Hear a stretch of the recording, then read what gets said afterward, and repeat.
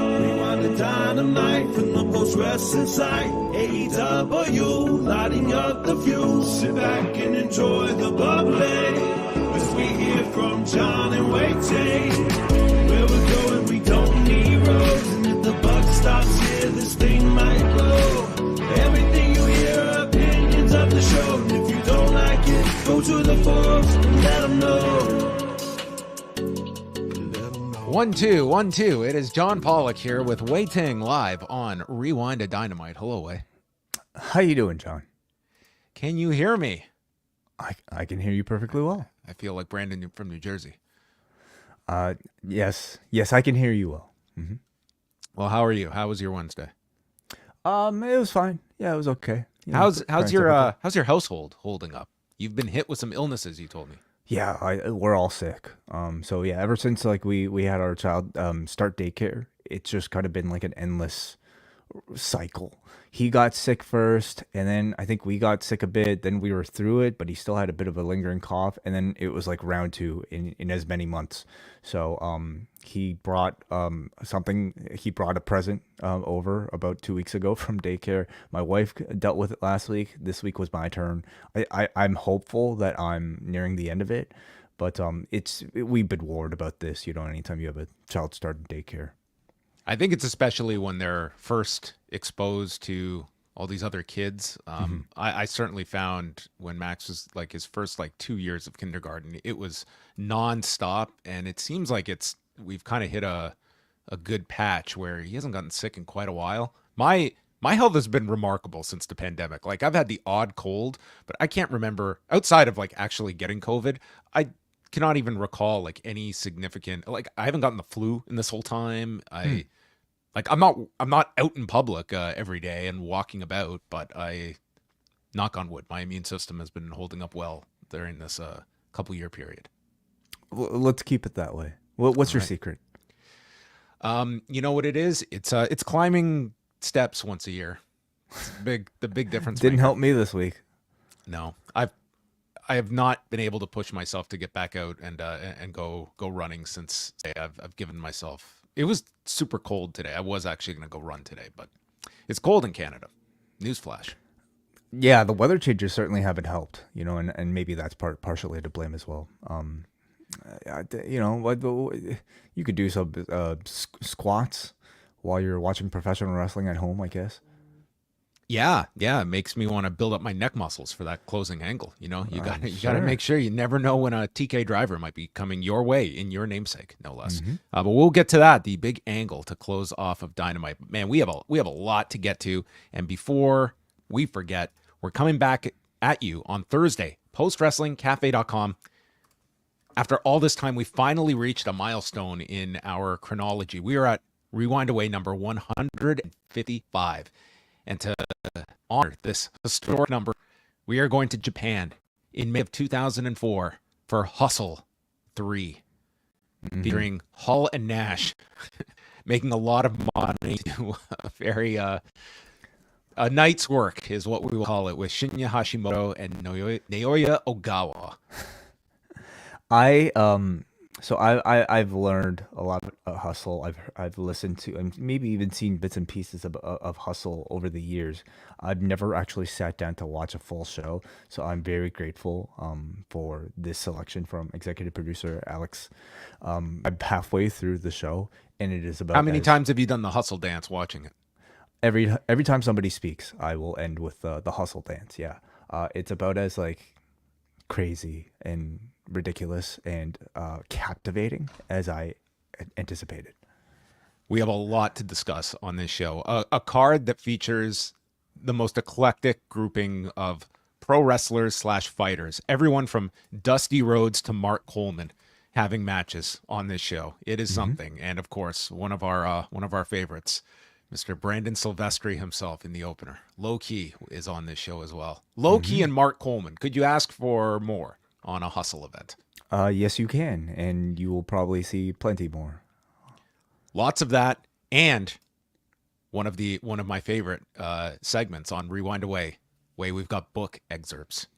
Ooh, yes. About Hustle. I look forward to it. I'm guessing Mick Foley's. We will have some Mick Foley, but more importantly, did you know Dusty Rhodes Wrote about Hustle? Really? and not in glowing terms? Oh, Okay? I can't wait. Oh boy, does he have some harsh words for Hustle? I can't wait to finish that story. There you go. There, look at this guy, the Hustler Goodness. himself, Dusty Okay. Rhodes, will be represented on Rewind-A-Way. So that's coming up on Thursday, and then our whole slate of shows coming your way over the next coming days. We've got Rewind to SmackDown immediately after the draft for our Cafe members on Friday night. So go draft yourself to the Post Wrestling Cafe. That is what you can be doing on Friday. And then this weekend, the long and winding Royal Road, W.H. Park and Neil Flanagan, they're going to be chatting about this All Japan documentary series they did on the All Japan Dojo that came out in 2020 and featured a young Francesco Akira. It was a really good series. I watched the first couple of episodes of this, but they will be discussing that on Saturdays, Long and Winding Royal Road, and Sunday, joining the Postmarks. David Myers and Bruce Lord welcome the Yick, Andrew Thompson, who will be on Postmarks this coming weekend. The Yick, yes, that stands for the youngest in charge, everybody, okay? The Yick almost sounds like the ick, which is not at all. It's the opposite. It's something you want to obtain. It's a disease that you welcome, I guess. The youngest in charge, I look forward to this one. A whole full hour, I would say, probably, of a conversation of Andrew Thompson talking. That's what Andrew about. Thompson calls a warm-up. That is correct, yes. So all of that can be found at postwrestling.com. A lot of great news stories up today from Jack Winon and the whole team at Post Wrestling. But we have a ton of news to get into. We're going to focus on the Janel Grant suit because from the last time we spoke to you, a lot has come out. So we're going to go in chronological order, which was updating itself up and during Dynamite tonight. But folks, I'm on top of it. So on Tuesday, we got a filing from Vince McMahon's legal team that issued a statement, and this was Vince McMahon's first significant address of the allegations made by Janel Grant in her lawsuit filed in January against Vince McMahon, John Laurinaitis, and WWE. Now, it's a 29-page filing that you can go see all of the key points up on the site, but from the statement, it included quote, by publicly filing her salacious, false, and defamatory complaint, the plaintiff, this being Janel Grant, has brazenly and intentionally violated a binding contract to arbitrate. The complaint's outrageous claims of sexual abuse and coercion are pure fiction, plainly intended to garner publicity, and are flatly contradicted by the plaintiff's own contemporaneous statements. Contrary to the plaintiff's false allegations, the plaintiff and defendant engaged in a consensual relationship during which the defendant never coerced the plaintiff into doing anything and never mistreated her in any way. For the avoidance of doubt, however, the defendant vehemently and categorically denies all allegations of wrongdoing in the complaint, including the plaintiff's outrageous claims that the defendant coerced plaintiff into unwanted sexual acts, sexually assaulted and or battered her, trafficked her, and defecated on her. Those are false statements intended for publicity. When the complaint's allegations are adjudicated in the proper forum, which they specify to be arbitration, witnesses are called to testify under oath and all communications between the parties are produced, the allegations and claims will be disproven, and the plaintiff will be exposed for the liar that she is. So Vince McMahon is denying all the allegations against him, which included Janel Grant citing physical and emotional damage, sexual assault, and being trafficked while working at WWE beginning in 2019. In the statement from McMahon's side, the keys to focus on, they are going by the language that was in the NDA, that should there be any dispute that arises, that it would be contested in arbitration, which means it would be behind closed doors and we would not necessarily know any of what happens in this private setting. So that is what McMahon's side is aiming to do, and believes that, from their side, they stopped paying when they believed that the NDA had been broken by Janel Grant, and that they have to still honor the language in there. So that's the one key. And then they are trying to dispute certain elements of Janel Grant's story.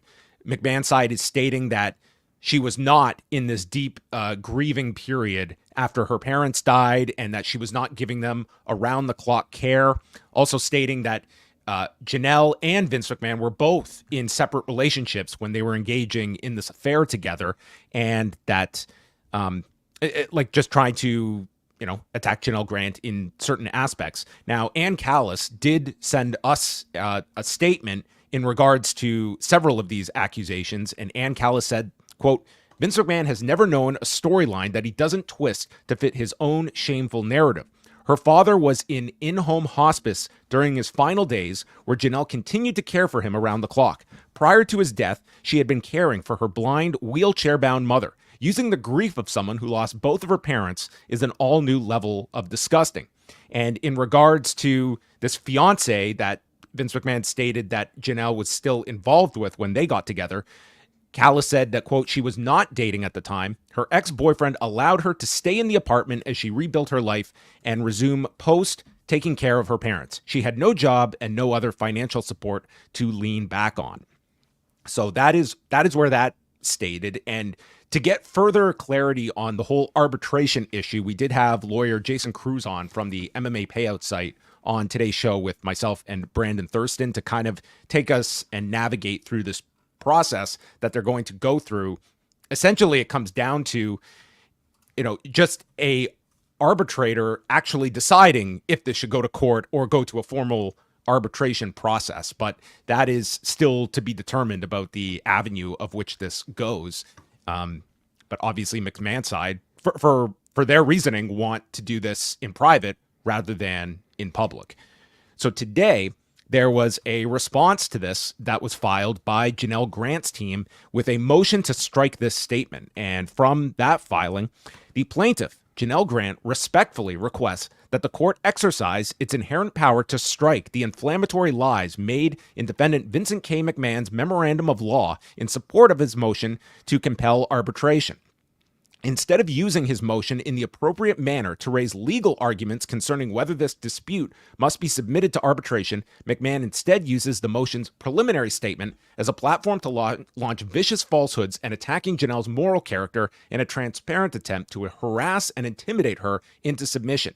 McMahon's easily refuted lies have no place in this case. It was not necessary, reasonable, or responsible to use a public filing to impugn Janelle's moral character. Indeed, McMahon's desperate attempt to distract from the legal substance of the motion highlight its weakness and the weakness of his overall case. The court has inherent power to strike a party's filings. Accordingly, Janelle respectfully requests that the court exercise that power to strike the motion's preliminary statement in its entirety and admonish McMahon and his counsel that such statements have no place in civil litigation.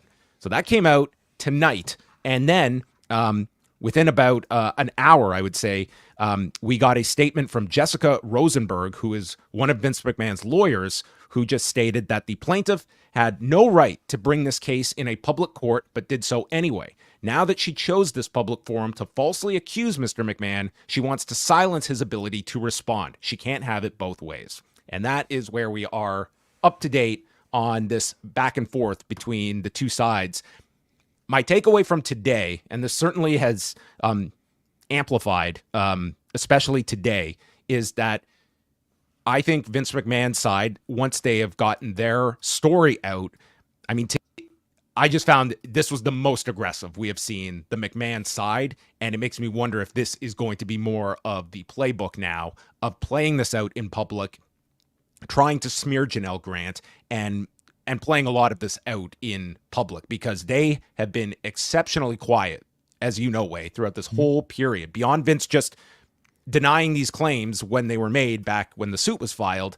And now they had this very extensive statement that they put out on Tuesday, and then, were very quick to get out a response tonight. And I'm just curious if this is going to continue to play out publicly. Like I foresaw this getting very ugly, and I think we're getting to that stage now where it's just going back and forth and making claims. Right. From what has taken place so far in the past few days, it all kind of reads to me like it's expected legal behavior between two parties that want to discredit the other, and also I guess more so from Vince's side, wanting I'm assuming ultimately some form of settlement, if not, just maybe an obstruction of access to information for the public, period. And ultimately, if Vince's side prevails, like they've outlined, like they want the $1 million that Vince initially paid her of the $3 million in the NDA. So what I'm very curious about, I mean, so much of this now seems to come down to who broke the NDA first. Vince's side continues to allege that it was Janel Grant who initially leaked that information out there to the board members. What proof do they have of that? Can they prove that in court? Because right. I guess, Janel Grant does have proof that Vince McMahon didn't pay his side. So is that enough? I'm also very curious because, in this McMahon lawsuit, they...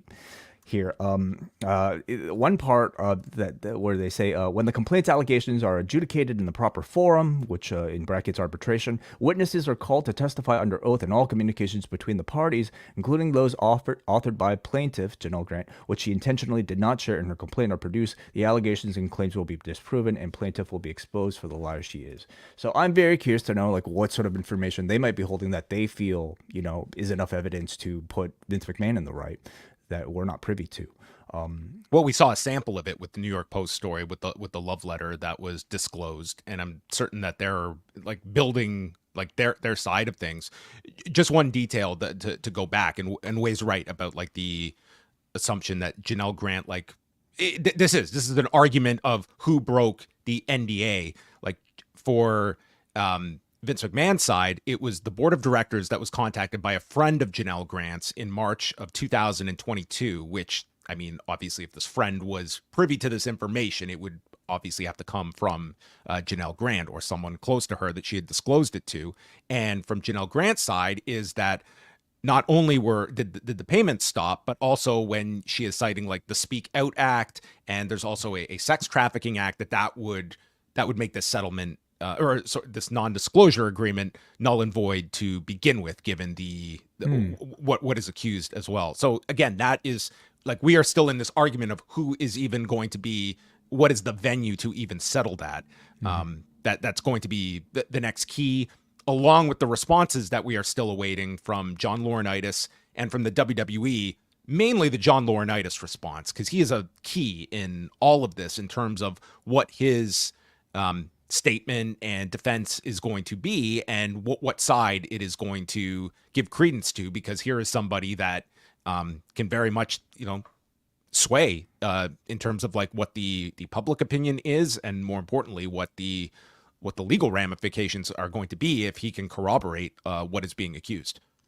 Were there elements of the Grant lawsuit that you were surprised, or you were waiting for McMahon's side to address that they didn't?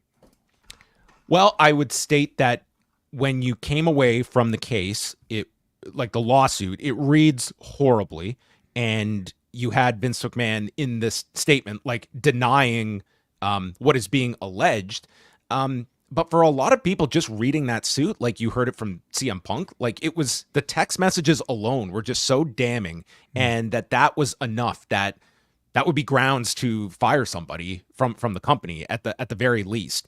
And I don't even know what your defense was going to be for those texts, other than the fact that they weren't even addressed here. There's not even the attempt at stating that these texts were somehow fabricated or anything like that. And I think that will, I think that does resonate with a lot of people, just seeing that physical evidence in the lawsuit of these texts that were not mentioned at all in these 29 pages. Yeah. The only thing I could see maybe slightly addressing that was the paragraph that I had just read, where they feel it seemed to give some indication that maybe the full picture with Janel Grant's own responses to those texts might provide a fuller idea of what the context is behind them.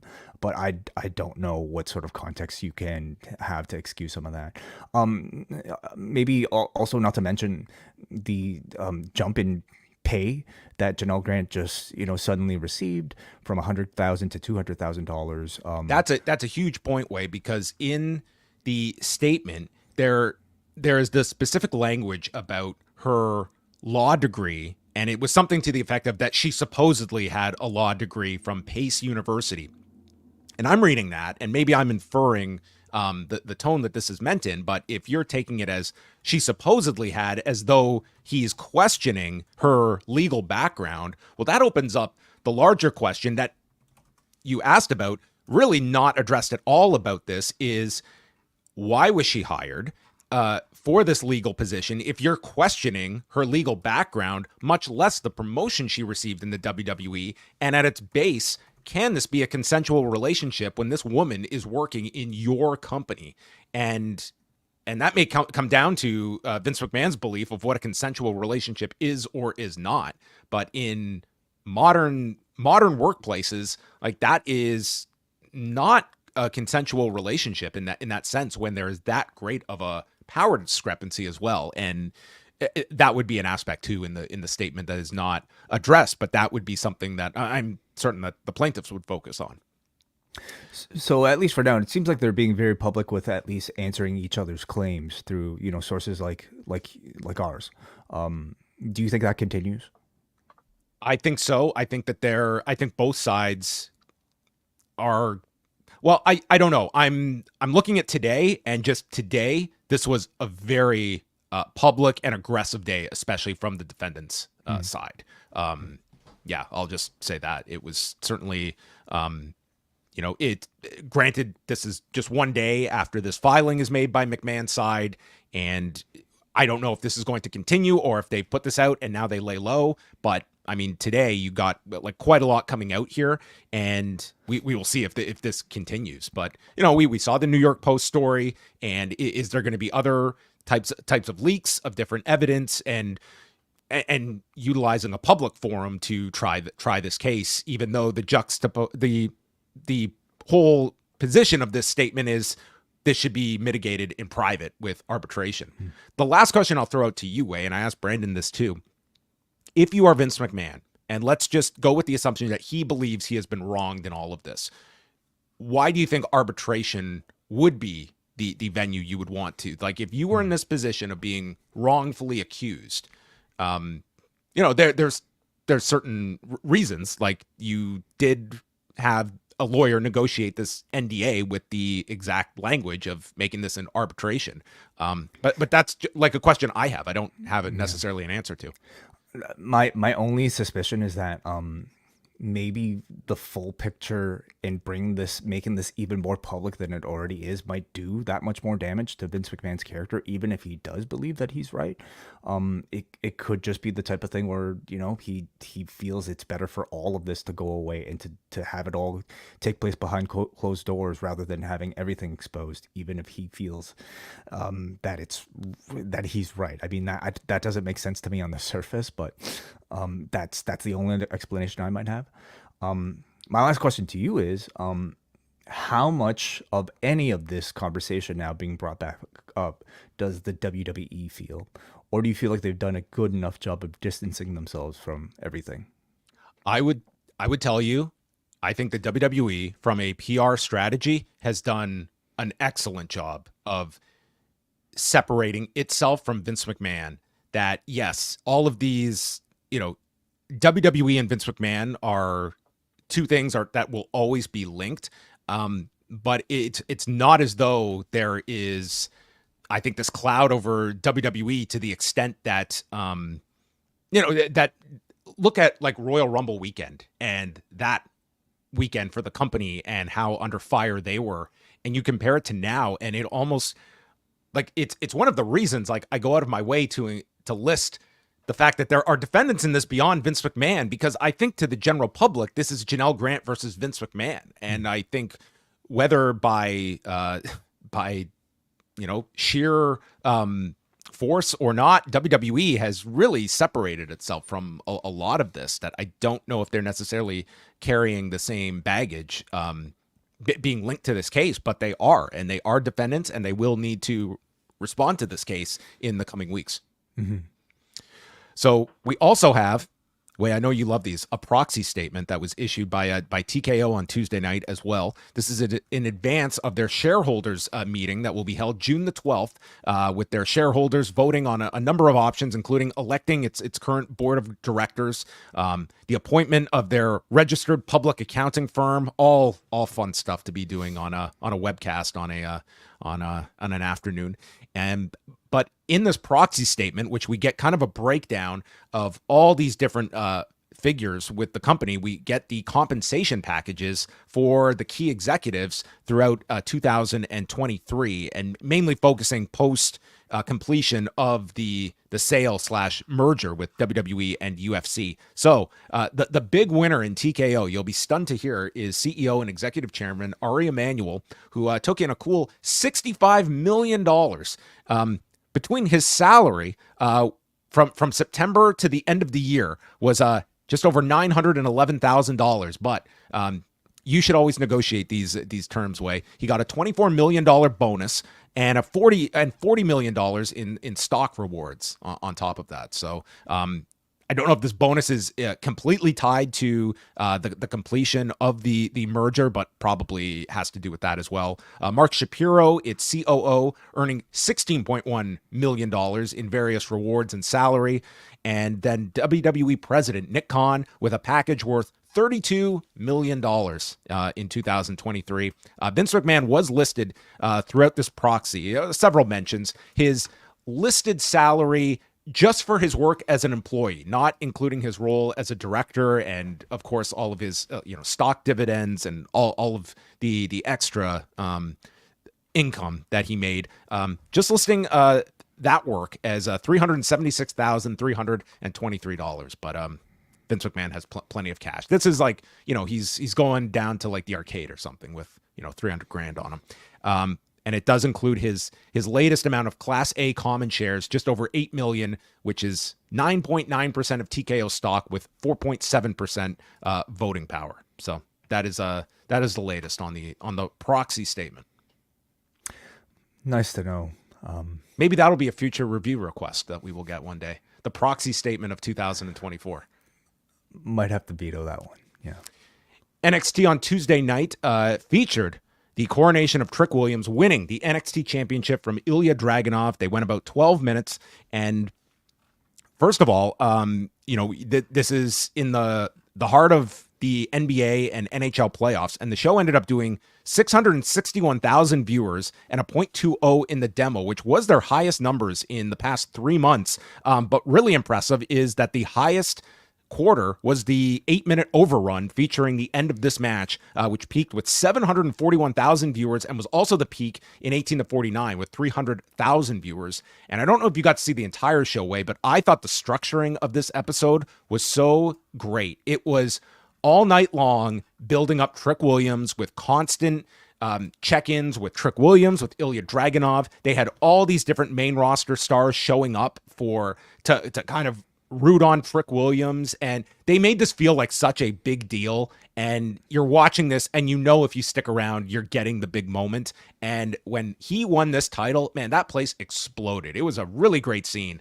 that they did. And so this should signal the end of Ilya Dragunov. And watching this episode, you could probably take away several performers, potentially moving on, just the way they were beaten and such. We will see if that turns out to be the case. But I just thought it was like a really well-booked episode of NXT and culminating with Trick Williams' win and the role he should be in at the moment, I think, as, clearly the top star in NXT for the foreseeable future. Yeah, I definitely think so. I mean, I really like the fact that they teased that he could be leaving NXT just because of the time of season if he lost the championship. But I think everybody recognizes, number one, there's going to be a bit of a traffic jam, come draft time for all of these new NXT call-ups. He's also somebody who I think can use a lot more seasoning in ring specifically, and a year of that sort of focus and that spotlight is only going to make him a bigger star. So clearly, this was one of those championship wins for NXT that felt like a real significant one. Like it was the crowning of a future ace, for instance. So I thought they did a great job presenting it. So the draft will be going down Friday and Monday, and we have got rules. Today on the bump, they announced that there will be a total of 40 picks between both brands. We will get 16 picks on SmackDown with 4 rounds, and then 24, the remaining picks will be drafted on Raw, with 24 other wrestlers drafted on Monday. And they have also announced this year that champions on each brand are protected, except for the women's tag team champions, which have always been titles that could float back and forth. But when the champions lose, they'll be specific to one brand. So, just the wrinkle there. They've also announced which talent is available in Friday's draft and Monday's draft. But the key ones for Friday, AJ Styles, Randy Orton, Seth Rollins. The bloodline is one pick altogether of Roman Reigns, Solo Sikoa, MFT Tama Tonga, as he's listed here, and Paul Heyman. Interesting. Yeah. So that would seem like your first pick if you logically had one. I mean, in the past they never explained this, but you would assume that salary caps might be a thing that exists, within these brands, and maybe paying for. Do you want me to go over the proxy statement? I don't think they have a salary cap. True.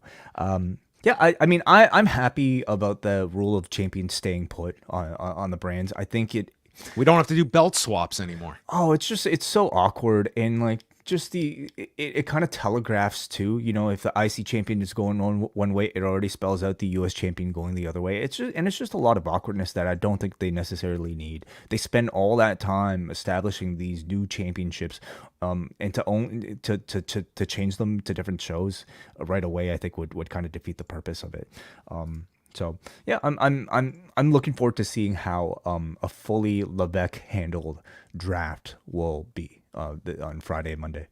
Yeah. So again, that's starting on Friday night, and we'll be live right after the draft to go through all of the results of Friday night's picks. Okay. Also, we got the announcement that this was announced on Deadline, that an upcoming reality TV series will follow Smashing Pumpkins frontman Billy Corgan as he tends to the day-to-day operations of the National Wrestling Alliance. Adventures in Carnyland, an 8-part series, is expected to debut on the CW app on May the 14th. It is teased that Corgan's personal life will be covered as well, as the story mentions that the musician juggles being a father and planning a wedding while working in the wrestling industry. So, I mean, this had been reported on for quite some time. We knew it was coming and knew that the wedding was a key part of this series. But yes, this will be on the CW app, which the NWA already has exposure on. Quite the title, Adventures in Carnyland. Yes. Yeah. Do you imagine this one is going to cut through? Depends what sort of content we see. If we see James Mitchell doing blow right before the wedding, then maybe people will be talking about it, and I'll be incentivized to check it out. Otherwise, I don't know if I have that much interest in it.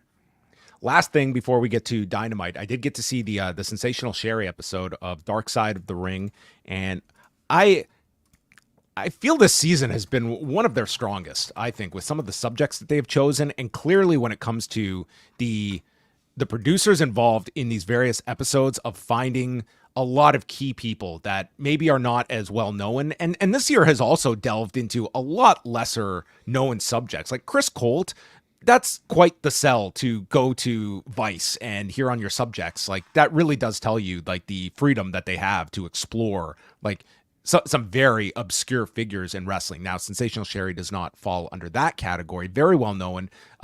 But again, this was another very, sad, depressing tale of somebody that had a lot of drug problems, and they preceded professional wrestling. She had been married twice by the age of 20 and had a child. And then at 3 months of age, decided she was going to go pursue her dream of pro wrestling, and left her husband, left her son, and her son is interviewed in this. And her son, who is much older now, obviously, he was born, I think, in 1978, and he is clearly in having significant health problems. He had like part of his tongue removed, so it's very hard to even hear him. And he speaks about his mother, and not holding anything against her for opting to leave when he was so young. And they did have a relationship. She would check in on him, but just very sad to hear the level of dependency she had when it came to drugs. And her ex-husband had stated that the fact that when he met her, like, she was already into drugs at this period. So then you add bumping, and that is one of the things. She was a great bump taking manager that everyone marveled at, but that really took its toll. And for someone that had these dependency issues, that only escalated things when it got into painkillers and all of these different drugs. And she would have significant back injury later in her career and needed surgery, but could not afford it. But it goes through her getting involved. Kind of her first big territory was Memphis, where she was the first person that Jim Cornette managed, then going to the AWA in 1985.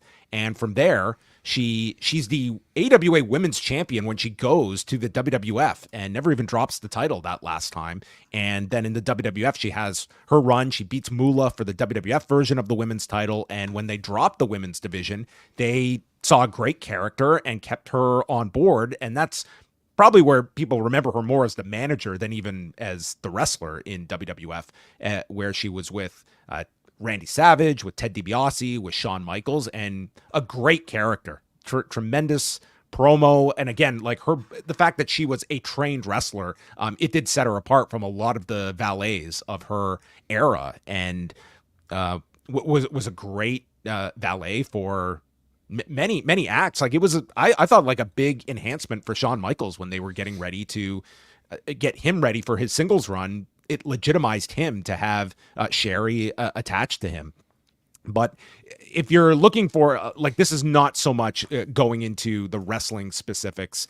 It's a lot about kind of her own drug issues, which, I mean, she failed several pot tests in WWF and then was let go in 93, goes to WCW the next year, and then is eventually fired from WCW when they deemed her like just not in condition to perform.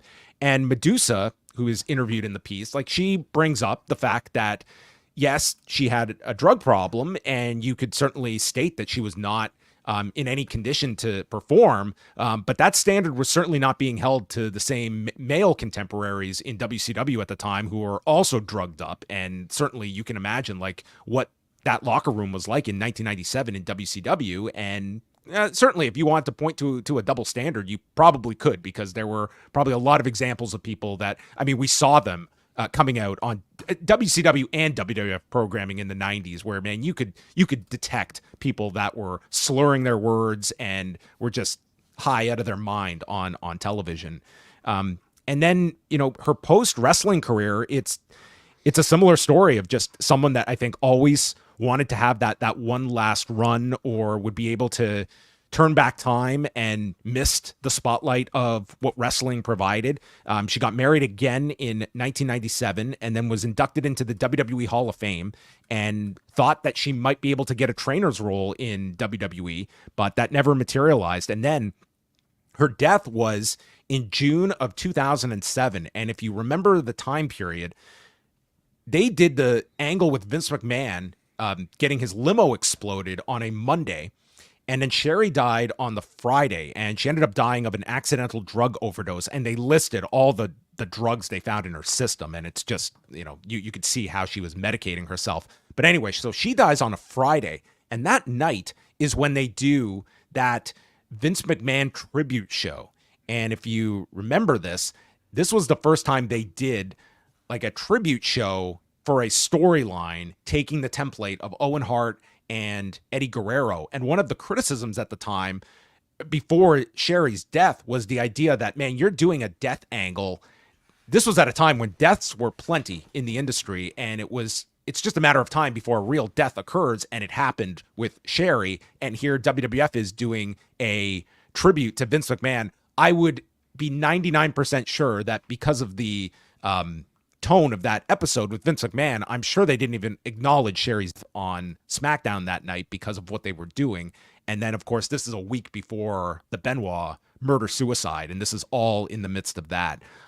It's very sad. She dies at the age of 49, but she was a tremendous talent. But at the end of this all, like, here is somebody that ravaged her body physically, was, drugs played, a very negative impact in her life, and also, like, was trying to, apologize to her son all those years later, and for being on the road, for being away. And it's sort of this look at, was this industry worth it?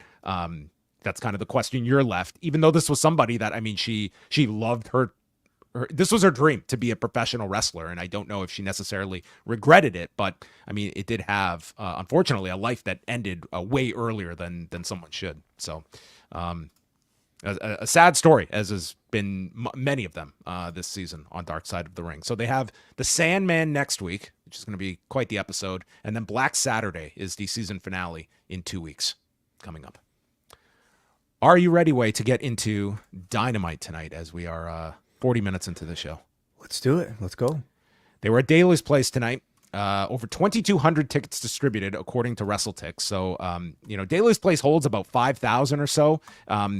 Not as much as it's home base for them, it's not like it's some guaranteed sellout, and far from it for this one, even for a smaller venue like Daly's Place. And I'm sure some of that is a bit of the, this was a company that was running this Daly's Place weekly during the pandemic. I personally like the setup of this venue. I think it's a cool look. It's something different from your typical arena. But definitely there were a lot of periods on this show where this was not a lively crowd. They got into some stuff, like when Will Ospreay came out, they went nuts. And for the closing angle, they were into, but there was a lot of like lulls for this crowd too. Well, maybe certainly compared to, the last time we would have seen AEW on that show in St. Louis, this was definitely a bit of a come down. But the reason why they were here was because, well, Tony needed to be on the show, first of all, as we will discuss, but also because of the NFL draft, right? Oh, man. How's he going to do the NFL draft now? The great question. I don't know. NFL Films is following him around this week. Mm-hmm. I look forward to seeing whether or not this is going to be covered. Talk about Adventures in Carnyland. Oh, my goodness.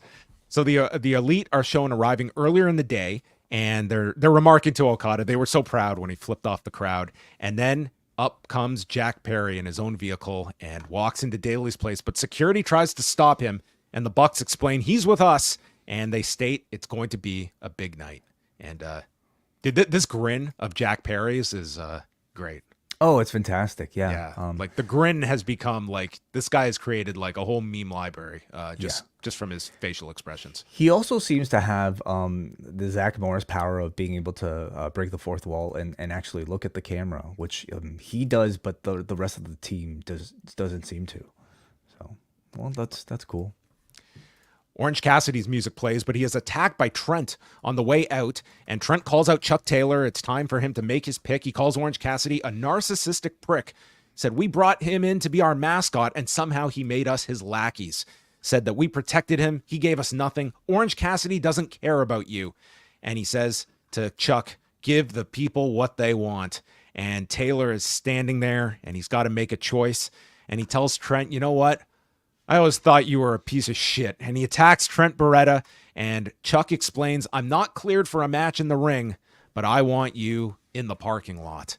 And of course, they have their history in the parking lot, and that is going to be Rampage on Saturday night, the parking lot brawl between Trent Beretta and Chuck Taylor. So nice angle to start things off. Yeah, I thought so too. I thought they would have Chuck join Trent in opposing Orange and Shibata as maybe some sort of tag team feud, but I think this is cool too, and come to think of it, maybe even better for Chuck. It feels like we haven't heard like a proper Chuck Taylor promo in AEW in a long time. Even when he does speak, it's in sort of that like lazy slacker voice.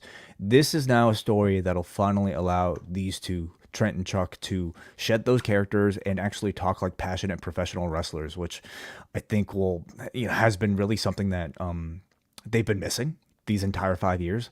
So we've seen so many people come in that's new in AEW throughout the years, and a lot of the AEW originals kind of get like forgotten about.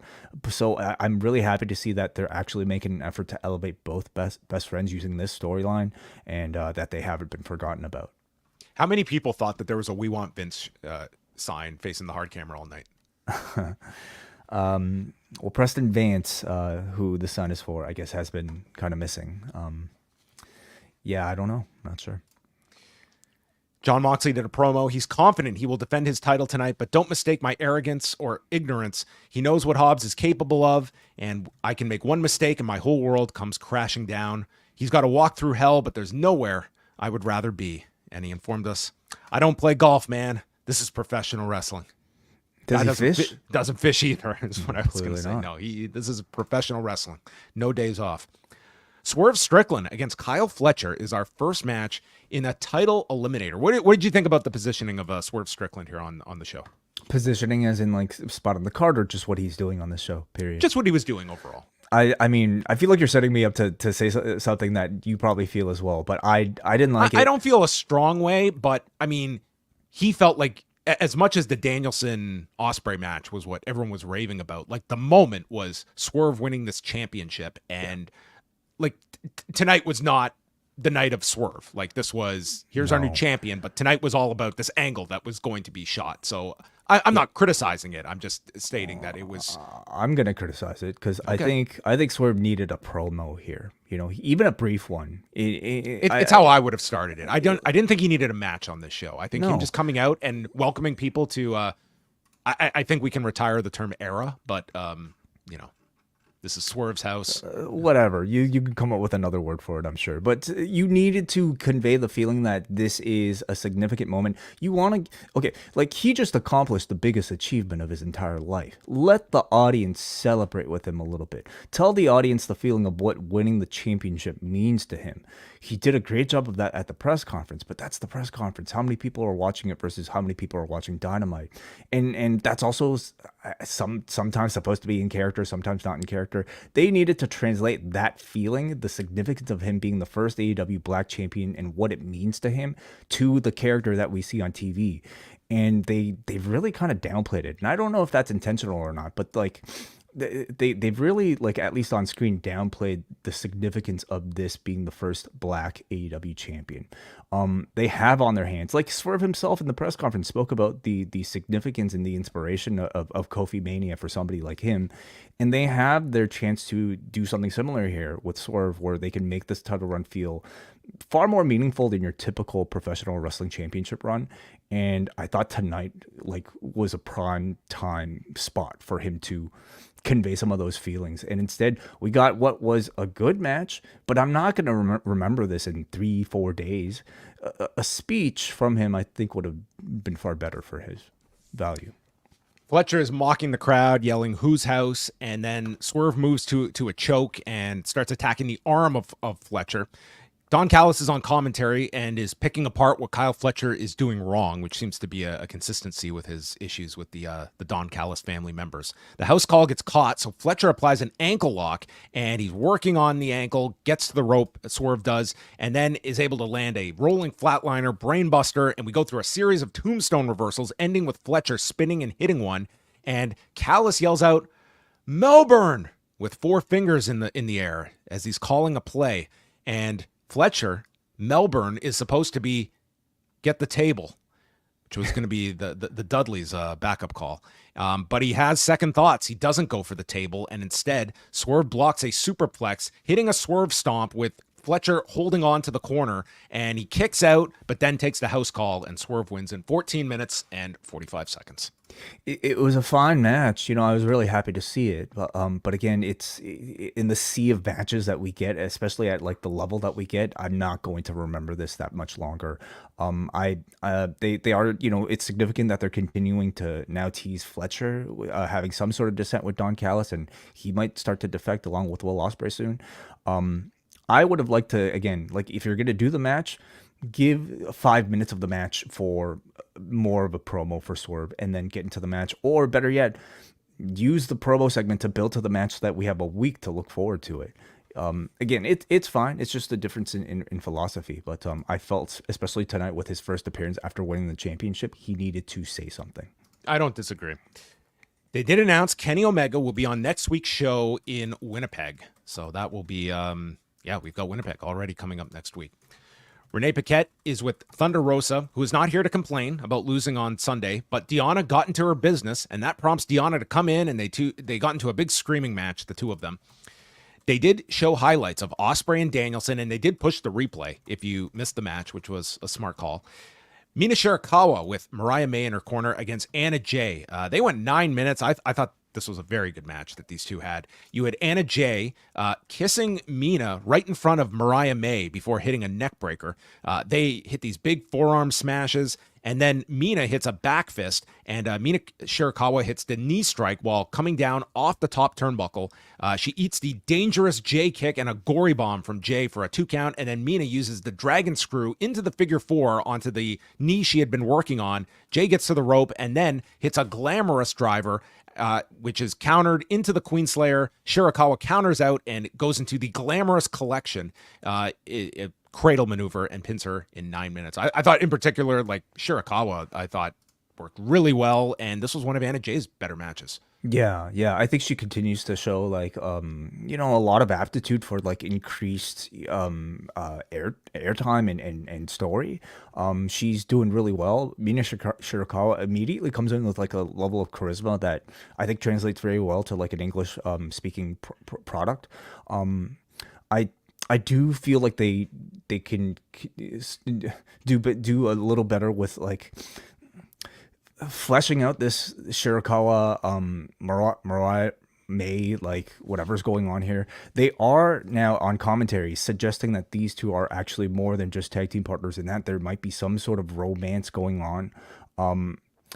It's like, that's fine, but like, so what? Like why should I care about that? Like, who is opposing the romance, and what exactly is the reason behind like whatever tension that they're trying to convey?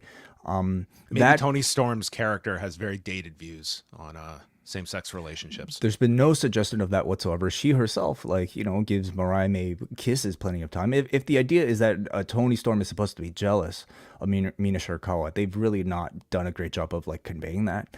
We just kind of get these occasional Shirakawa appearances, and they kiss and fill in the blanks, right? I don't doubt that they're going to continue showing Mina Shirakawa and that they're going to build to something at Forbidden Door. I feel like the introduction could be handled a little bit better. Well, Mariah May has the champagne out for the celebration when she is attacked by Anna Jay, who applies the Queenslayer when timeless Toni Storm's music plays, and the place goes nuts for Toni Storm. She chases away Anna Jay, huge chant for Toni as she's checking on Mariah May, and then Serena Deeb walks out, and she sits down, and dude, you had to like pump up your volume to hear what she was saying here. She stated that she could do the cliched thing where she holds up the title, but she said, the next time I touch this title, it's because I'm going to be the AEW Women's Champion. Yeah, most of the promo you couldn't really hear because she was using just like a, I don't know, on-camera mic, like to contend with the music that was blaring. But the final lines we did get to hear. So, I mean, Deeb versus Storm as our next challenge. I mean, we're a month away, and I mean, you're starting to get like some pretty solid directions already for Double or Nothing. Mm-hmm. Stokely and Chris Statlander are in the ring to bring out Willow Nightingale for her championship celebration. This included a poem from Chris Statlander. Willow comes also included a rap from Caprice Coleman with a bit of singing on top too. Oh yeah, for Willow's entrance, yes. I think they brought him specifically for this. He didn't say anything else as part of the segment, so they did bring him just for this. And I mean, I'm more partial. He's not a local guy. He's from like Carolinas. Well, I'm a bit more partial to Ian's rapping over Willow, but I like the fact that they tried to make this feel special for her. Well, Hathaway says, at first, Willow, I didn't like you. Willow says, I didn't like you either. But you earned this championship, and says that she used to be sitting in the front row here at Daly's Place back in 2020 during the pandemic, and it was here at Daly's Place that she got her All Elite graphic. Now I'm the face of TBS.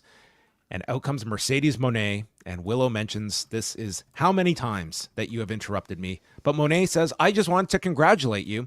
I'm going to be the champion anyway at Double or Nothing, and asks Willow if you're the bitch that attacked me. And Willow denies that she was the one, so Statlander accuses Moné of attacking herself. And Willow asks Mercedes, do you think I intentionally injured you last year? And Moné says, you don't want to hear the truth. And Willow says how awful she felt about the injury last year and doubted herself if she could beat Mercedes if she had been at 100% last year, and made the mistake of going online and reading comments where other people doubted her, and said that title reign has an asterisk next to it, but this title reign does not. And Moné says, you know in your heart, Willow, you can't beat me. And then, this was the best, Mercedes turns around and Statlander grabs Mercedes' wrist. And Mercedes turns around and thinks it was Willow, so slaps her in the face.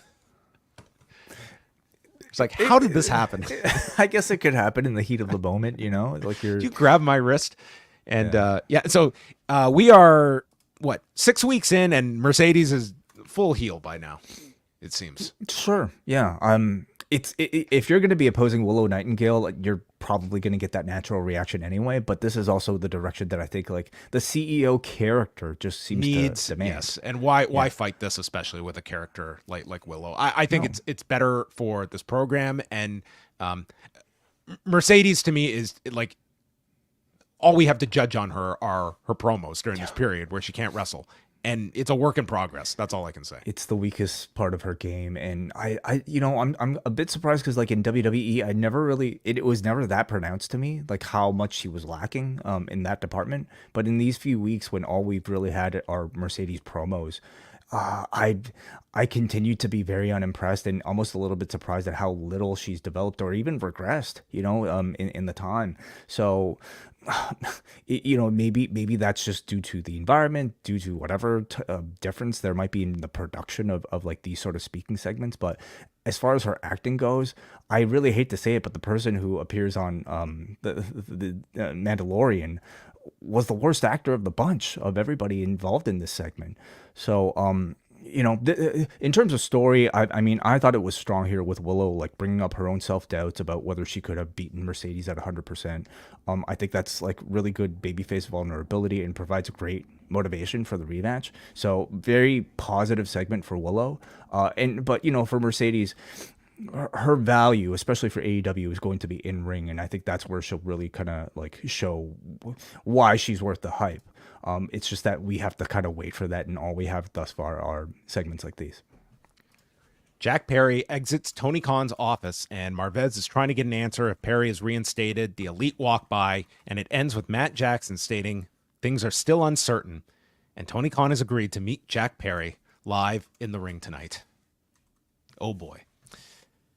They showed Perry's attack on Shota Umino back at Battle in the Valley in January, tearing up his AEW contract, and then the return on Sunday at Dynasty. And that takes us to the Casino Gauntlet, a match that if you told me the announcers had no clue what was going on in this match, I would have bought this hook, line, and sinker. It seemed like they legit didn't know who was in this match. They didn't really necessarily know what the rules were of the match, and they didn't know when the entrants were done either. Like, this felt like the most spur of the moment match, and maybe that was the vibe they were going for. Were there like actual intervals? Like, there were no countdown clocks, which Taz pointed out. It was like, no countdown, no music. It's or no, it was just the countdown clocks that they did have music, but they did not even have clock, and they were random intervals too, because man, we had like full commercial breaks where no one came in. It just seemed so. We had 7 people over the course of this 19-minute match. So so 7 people up to 21. They said up to 21. What? Up to 21 people that are scheduled, but the match can end any time. Oh, I understand. So this was just going to keep going until someone got a pinfall. Exactly. Yes. Okay, because the last one, like, Commander came in and it was like a pretty long period, and I thought we were just stopping at 7. Okay, I understand. So this could have gone on all night. Well, up to 21 people being there. Okay. Whoever scores the first pinfall is when the match ends. Okay. Jay White and Dante Martin are in first, followed by Penta, who managed to go off of Jay White and hit a destroyer onto Dante. and Kyle O'Reilly is in fourth. Excalibur noting he got a post-Dynasty haircut. That's right. Yeah. So, I mean, I guess often, at least in Japanese culture, I know like maybe after a public failure, you might cut your hair, start fresh. This was an upgrade for Kyle. Yeah, maybe for O'Reilly, it was just a realization that whatever he was working on was not working. They announced that next week we will learn who Swerve's opponent will be at Double or Nothing. So maybe they'll have an envelope. We'll just read they it. do have rankings, where you could just refer to if you want, but I'll have my one rankings rant later. Then out comes Will Ospreay, and the place goes nuts. This crowd was like, they were like flatlining at a certain point, but boy, did they come awake when suddenly Will Ospreay is in this match. So as soon as Ospreay showed up, you knew it wasn't just like a mid-card, battle royal. Like there were real significant players here. Did we state it's the winner of this gets the international title match at Double or Nothing? Mm-hmm. So Ospreay's in, and he goes nose to nose with Kyle O'Reilly, and it's like you're just looking at like just all these combinations for Will Ospreay in this match alone. Lance Archer comes out next and goes right after Will Ospreay. Chokeslams Dante on top of Jay White, and then delivers a blackout to Will over the top to everybody on the floor to catch him. And then Archer pulls out two tables, chokeslams Jay White on the edge of the apron when Commander comes out and does a rope walk into a Rana, sending Lance Archer off the apron through both tables. And then we get Ospreay in there with Jay White, hits a Liger bomb for a 2 count. Oh, and then we had Jay Lethal as well. Jay Lethal was number 8. And he's in. Lethal injection onto Penta. And Dante stops at Blade Runner, Kyle does the lariat off the bottom rope into a hidden blade for a 2 count. And then Will goes for the Storm Driver 93, but he hesitates to deliver it to Kyle. So in that moment, Kyle is able to counter into an armbar, and Commander breaks it with a rope walk shooting star, breaks up the cover or the submission, and Ospreay then nails the hidden blade to pin Commander in 1843. And it is going to be Roderick Strong against Will Ospreay at Double or Nothing for the International Championship. Was not the match I was expecting for next month. Yeah, no, but I like it. I mean, I think having Ospreay go for the international championship and presumably winning it will keep him occupied and maybe allow Swerve to have a bit more space to just kind of carve out his own path as a AEW champion without the pressure of the audience clamoring for Will Ospreay to get that spot. So I like it for Ospreay. Maybe I know a lot of people might be looking towards All In for like an Ospreay championship win, but he doesn't have to win the championship at this year's All In. He doesn't even have to main event at this year's All In. Like, he's going to be here for a while. And he could have a big dream match at All In. And if it's for this international championship, that's possible. Yes, obviously that would be the stage if you were going to crown Ospreay. But I would not be starting this Swerve title reign with the idea of having an end date in sight. Like, Swerve to me is not a transitional champion. This is someone I'm putting all my resources into, and we'll see what his momentum is like come the summer, because I would not want to be starting this with the knowledge that we are ending this on August 25th. Agreed. So I don't think that's a given that you would be doing that at All In. So yeah, agreed. What did you think about the concept of the casino gold? I really didn't mind it. I think if they do this again, like, what the positive was, they put, especially in Ospreay, like a real guy in here, and it was a good match too. Like, especially once Will entered it. Yes, the great pairings here, especially with him and Kyle O'Reilly. That's a match. Like, I'm surprised these two haven't wrestled before, but like Ospreay O'Reilly feels like would be an awesome match on its own. They had, the value of the match to me almost became like Will Ospreay reuniting with or meeting for the first time members of the AEW roster. So you had interactions with Jay White and Lance Archer from his New Japan sort of period, but I actually quite like the idea here. It's got like the surprise element of the Rumble and gives somewhat like balanced advantages and disadvantages to, people depending on, like, no matter where you're drawing. If you're early, you have more of a chance to finish the match earlier on. But if you're later, you're fresher than everybody, and you, unfortunately though, might not wrestle at all.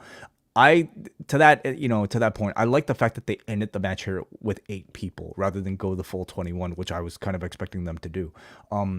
It tells you that the match can end at any time, but it also kind of felt somewhat realistic here, having it end, before even half the participants came out.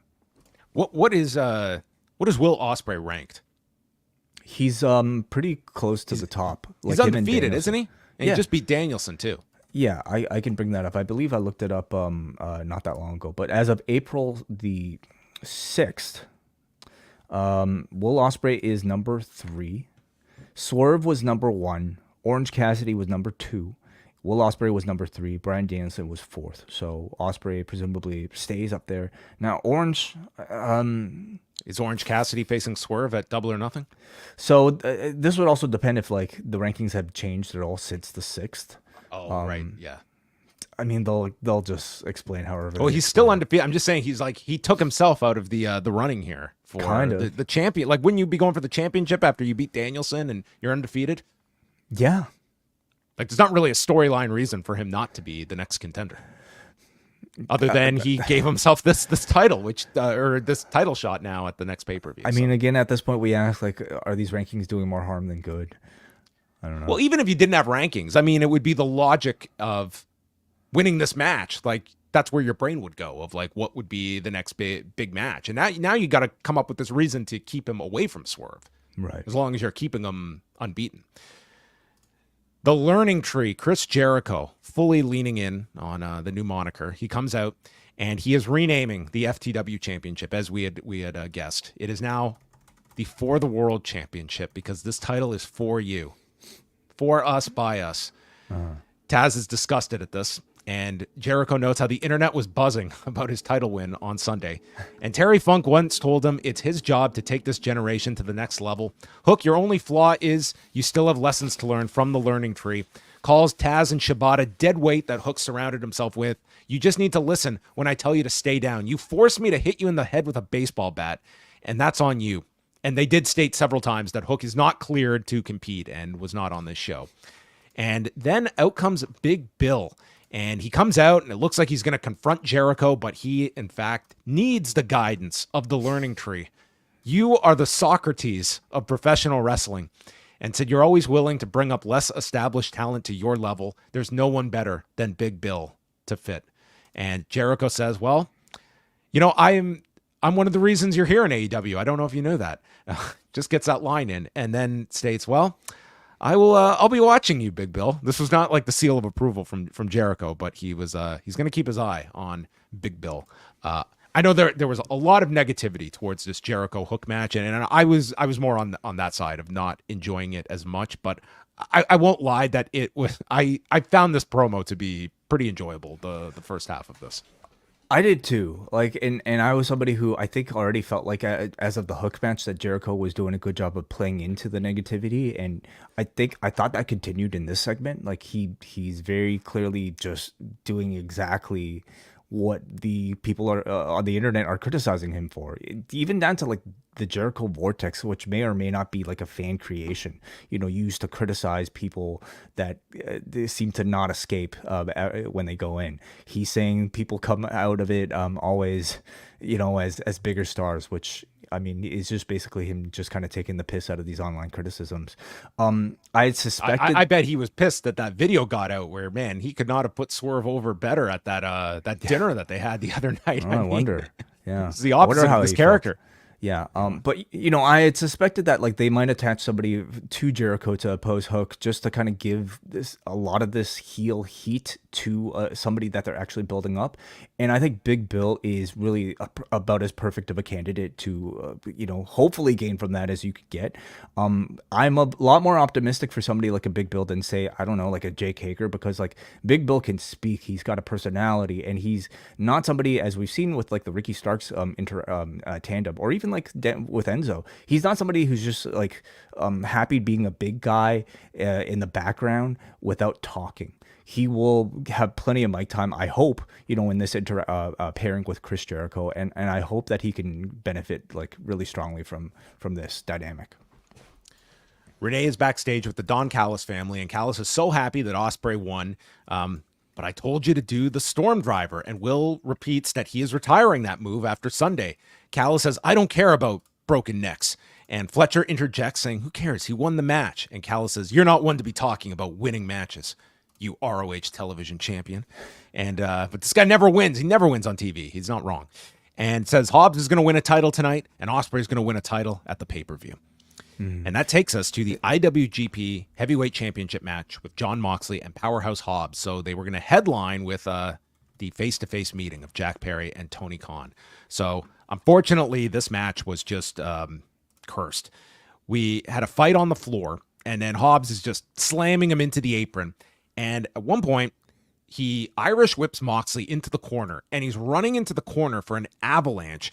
And I'm guessing his knee buckled in running because he missed the mark of this corner by a pretty noticeable amount that the announcers even called how awkward it looked. And he goes down, and he's immediately holding his right knee, and he rolls to the floor, and Moxley follows with a tope suicida, and that knocks Hobbs down, and he's still holding on to his knee. And then Moxley is able to get him into the ring, and it feels like Moxley is just trying to piece this together. He unloads on strikes on him in the corner and then hits the paradigm shift, and Hobbs kicks out of that, and he moves to a choke, and the crowd is not at all prepared for this to be the end. And out of nowhere, the bell rings, and the match ends at 10:52 as Doc Sampson is crawling in to check on Hobbs. And I mean, they are playing it up on commentary here with the idea that Don Callis doesn't care about Hobbs. He's mad that he lost the match, but it seemed like this was not a good match, and seemed to be forces working against him here with whatever was going on with Hobbs. Yeah, I guess I just assumed that it was part of the match, but I guess if it is a legitimate injury, that's really sad to see, and sad to hear about Hobbs, who I think continues to maybe struggle to build significant momentum to really get to that next level. So hopefully he's okay and isn't out for too long if this is legitimate. But yeah, this was a disappointing match for whatever reason. Typically of a Jon Moxley match, we expected to at least be a standout, if not the best match on the show, and this was a pretty underwhelming one. So anyway, Moxley just looks into the camera and tells Ren Narita that he's a dead man. And Takeshita walks out to signal that he wants him next. So that looks to be... Yeah. So, man, this guy's got a pretty busy schedule coming up. He's got Ren Narita at... where is that? That's... No, not Dominion. That's in Ontario, California in a couple of weeks. He's got this Takeshita match that... I'm guessing this could be Double or Nothing, but this could be TV as well. And then he's got... He's got Shota Umino at Dominion. Duntaku. Well, this is what the man is committed to. I mean, he loves this. He doesn't golf, John. This is golfing to him. This is pro wrestling, man. Yeah. Collision on Saturday. So we've got the 3-hour block on Saturday night. Bullet Club Gold against Top Flight and Action Andretti for the United World Trios Championships. Now, this is my issue, okay?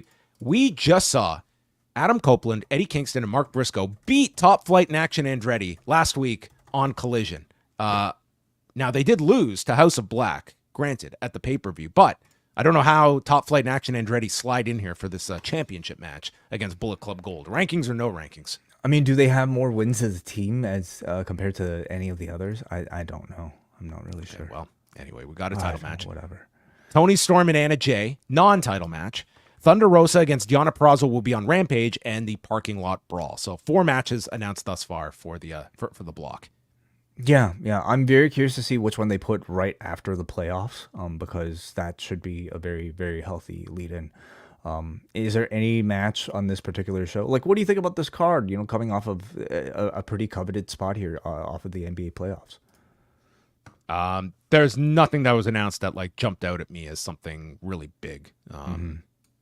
Yeah, I can't say there was anything that was not yet. Not yet. I mean, they might have some big announcement in the 24 hours out or something that they will have to reveal for everyone. So, what do you think about these 3-hour blocks, Wade? Do you think that they are slowly integrating them in? Because next week, according to the TBS schedule, it's Dynamite followed by Rampage next Wednesday, which is another 3-hour block. Dynamite followed by Rampage, so Wednesday 3-hour block. I mean, yes. Ultimately they're more successful than just having Rampage on their own, right? So yep. it's probably a lot of proof for them that this is, I guess, worth doing. I think this is where Rampage is going to at some point, whether it's the new deal or even sooner. I think they're going to realize like the best lead-in for wrestling is wrestling. Yeah. Anyway. All right, and that takes us to the big final segment. Out comes, well, first Renee's with Shibata, who responds to Chris Jericho. These two have a wonderful dynamic, I must say. Says that he is going to damage Chris Jericho next week and take the FTW title from him within FTW rules, and this will be in his hometown of Winnipeg. And then says that her rhinestones make the shape of a heart. That's fun.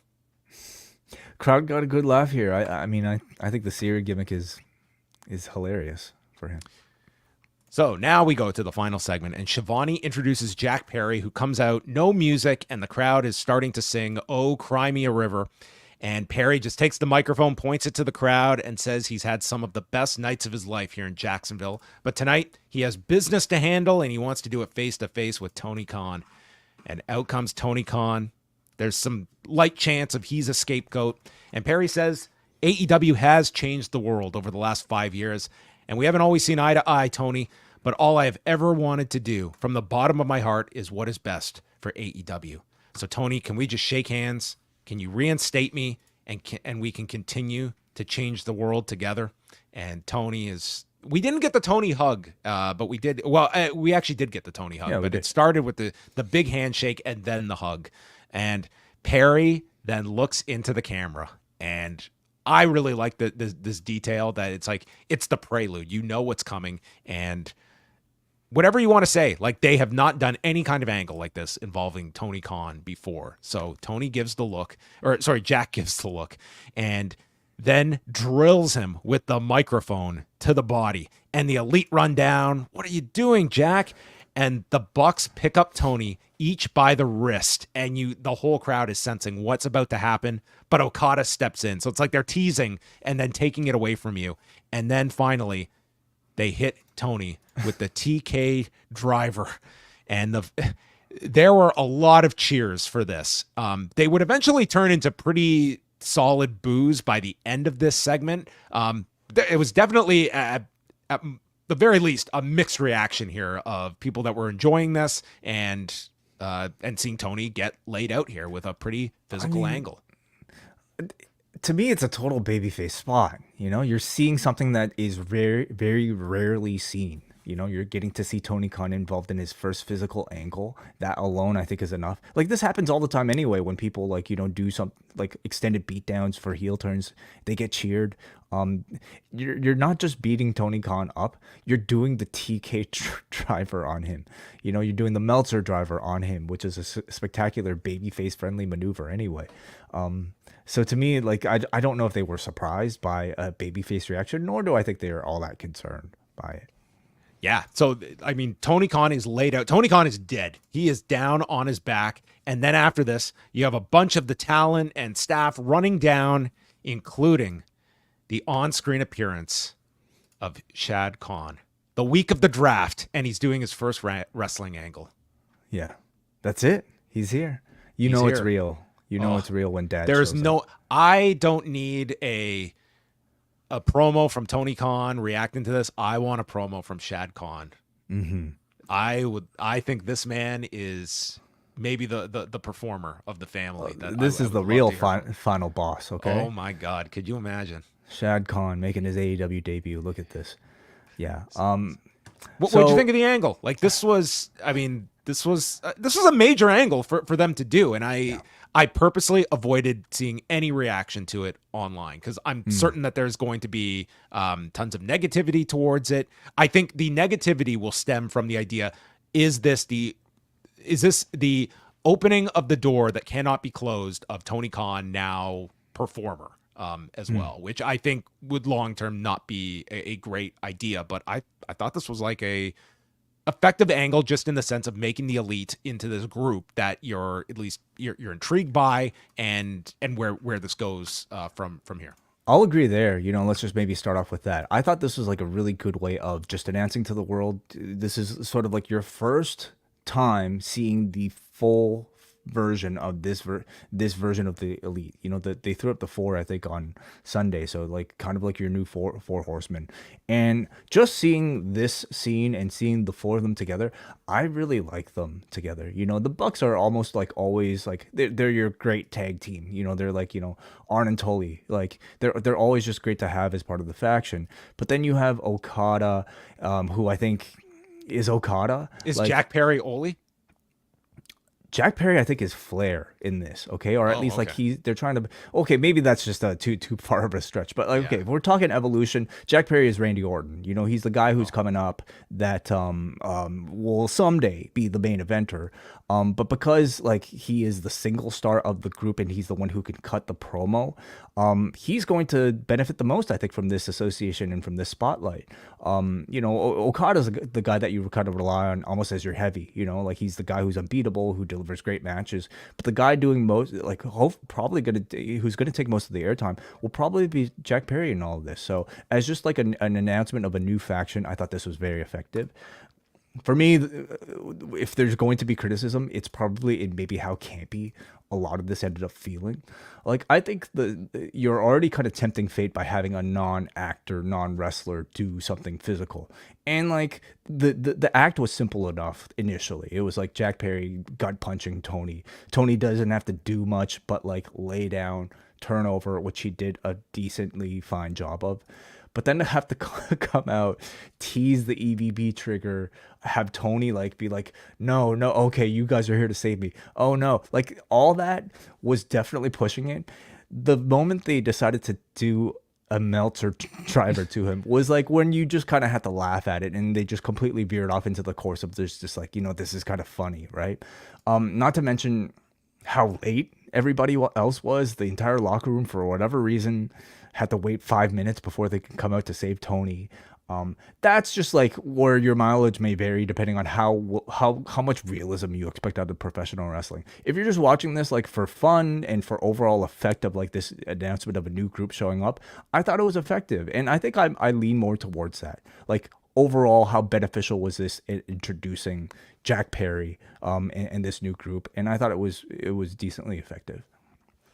Yeah, I think that, I mean, again, all of this stuff with the security footage, with this angle, all of it is going to be judged based on where Jack Perry is in 6 months. I think that's the only kind of barometer you can look at. I don't look at this as an angle that's going to, this isn't a Reunion Arena on Christmas night, 1982. This is, even though this is kind of what that was designed to be, like this massive angle for them. I don't know if that is what it will mean, unless we get, you know, Shad Khan coming out. I think this guy could be the diamond in the rough. I mean, this guy's got a heated promo in him after his son was just decimated by the TK driver. You don't grow a mustache like that and not be somewhat like tempted, you know, by this like professional wrestling stuff. Okay, there's a showman in him, I'm sure. Look, there's some acting here. Like, look at the concern that he's expressing on his face, you know, and I think doing a decent job of it. So, we'll see if we have another con enter, you know, the professional wrestling landscape here. There's no limit to the amount of cons. So there you go. That was Dynamite. Obviously a pretty noteworthy angle at the end. Were you surprised that, like, I think we heard like one or like few seconds of a CM Punk chant, but like kind of like off in the distance. I don't think it was any sort of factor for me. I didn't even catch it. So I don't doubt that there are going to be Punk chants that surround Jack Perry. Like that is the go-to chant. The more kind of heelish that he is, I think that is going to be a chant that they've opened the door for and have welcomed at this point. I think those will exist. But I don't think it necessarily detracts from, like, even if they were to occur here, it's like WWE has dealt with that for years, you know, of like having these CM Punk rebellion chants, and ultimately I don't know if AEW, like, whatever. We've talked about all of that enough. Final thoughts on tonight's post-Dynasty edition of Dynamite. I think they could have. I thought they did an overall good job with Willow, like by reintroducing her and just kind of saying, "Hey, here's a new champion. Here's our latest storyline with her versus Mercedes." I really wish they did something similar with Swerve, because I think that was the more important champion that you needed to just announce to the world. The Will Ospreay, like the Casino Gauntlet thing, is a very interesting new concept that I'm actually interested to see done again. And having Will Ospreay win it and go for Roddy, I think, is a really good move to immediately build to a challenge at Dynamite. The closing angle will generate, I think, a lot of discussion, which ultimately maybe is what Tony's looking for, like to keep people talking about Dynamite. It felt big, but whether or not if it was the right kind of big, I mean, that's kind of up to the viewer to decide. Well, we shall see. I mean, it was something interesting as well, like the idea of this being your big angle. This, like, look at how much attention they put on the CM Punk footage is going to air. And granted, this was not the same level. It was not going to generate that, but it's not like they even announced. They didn't even promote until the show. Like Jack Perry and Tony Khan face to face in the ring. Like you can't even say they really built this for a rating beyond giving you like an hour's notice that this was going to be happening. The hope would be the follow up to this is like people are going to be intrigued to see what the follow up is, and that remains to be seen. Mm-hmm. Bunch of feedback that we have, and let's start off here with some super chats. Yeah, thank you very much to JBoba28 who says who sent $5 and he's got a hot take. Although I know that both Swerve and Ospreay are the future of AEW, MJF, in my opinion, is still their biggest star. I don't think it's not a hot take. I don't think so at all. We're only not talking about MJF because he's not on TV currently. But the moment he comes back in, yeah, and you could never have people competing to be the biggest star. Those are all matches between the three of them that are major headlining matches for the future. Yeah, and you could ask 10 different people and get 10 different answers about how you would slot those three. Not a big problem to have of too many people that you're arguing is the top star of the company. And more importantly, could be your top star 5 years from now as well. Like, we're not talking about people on the back end of their careers either. Mm-hmm. Thank you for the super chat. We go to Jake from the Windy City who sends $2 to say, Siri Shibata is my favorite thing in AEW Weekly. It is very amusing. Very fun. Great promo. Thank you, Jake. We go to Matt Hahn who sends $5 to say, with Omega coming back, how long until we get Omega versus Okada? Maybe Double or Nothing? Probably too soon.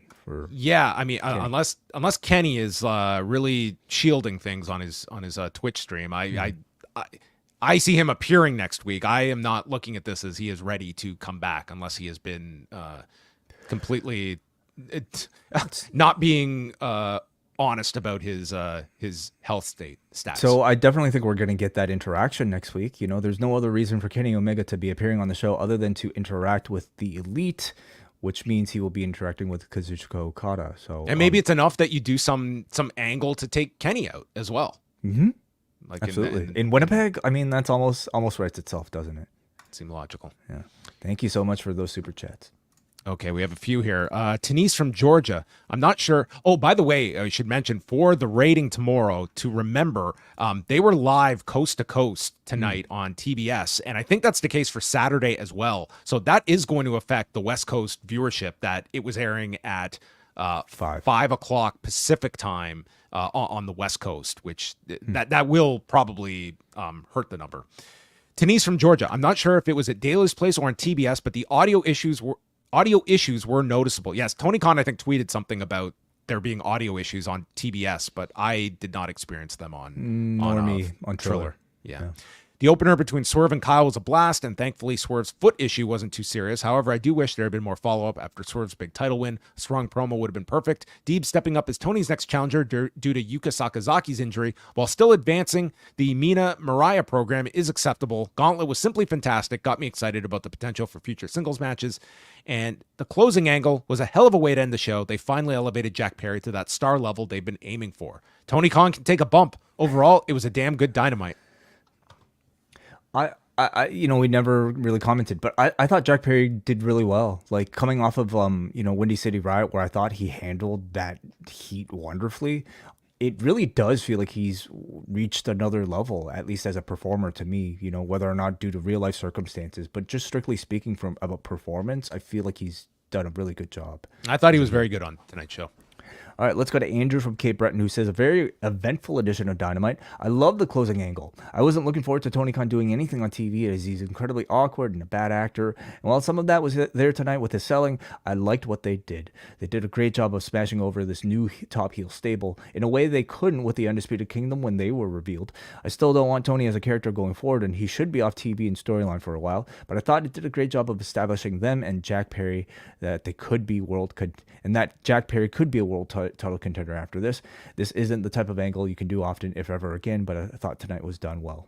Another part of the show I liked was the Casino Gauntlet. I liked the idea of an unknown amount of wrestlers coming out and the first fall winning the match. They had a lot of cool matchups like Ospreay and Commander and Kyle. I was surprised that Ospreay won, but I think they want to have all their titles on top guys. Right now, Swerve, Adam Copeland, and Okada are champions, and if you're going to have all those titles, put them on top guys. Overall, it was one of my favorite episodes of Dynamite all year. Yeah, and it's also the follow-up to this, too, is the idea, if this takes out Tony Khan, are you going to do some story where it's like the Young Bucks are in control with Tony Khan gone? Is that how, like, this is how corporate takeovers happen. Yeah, yeah. You deliver a Meltzer driver? Or we're going to get Chad on a weekly basis. That's what I'd be pushing for. Oh, yes, I think so. Curtis writes, I didn't get to see much of Dynamite tonight as I decided to watch the Leafs game. But I still came to give you guys feedback. Made it in time to catch the closing angle and see TK take a bump. Oddly cheered me up more than I expected it to. I'm taking it the Leafs lost tonight. When AEW first started, Tony Khan stated multiple times he would not be an on-screen character. Curious to see where this goes next and who comes to the aid of Tony Khan. Question from Wai on recent AEW production. It seems as though they've been trying new shots and styles compared to prior. Curious on your thoughts. To be quite honest, I don't know if they've been that apparent to me. Have you? Yeah, they're playing around with stuff. It's not as like what? They've been doing it's more so like a lot of the stuff with like the stuff we've talked about with like Renee on the ramp. Yeah. Yeah. I mean, they've usually at Daly's place too. They like it's a differently configured building too. So I mean, we're also watching it with that knowledge too. I guess like if it's not enough for me to notice, I wonder how much of a difference it makes, period. You know, like I'm the type of person at this point that like I more so care about something if it makes a significant difference in presentation, like what they did with Sami Zayn's entrance, you know, or like what they're doing right now with leaf fitting and those sort of Steadicam shots that they're actually using to tell story in a different way. If it's just like a special jib placed at a special part like of the arena, I don't tend to even pay that much attention to it. So I'm sorry if it wasn't a satisfying answer. Is it my turn? Yes. All right, let's go to Mark, who says, so Kenny is getting laid out with the Rainmaker in Winnipeg next week, huh?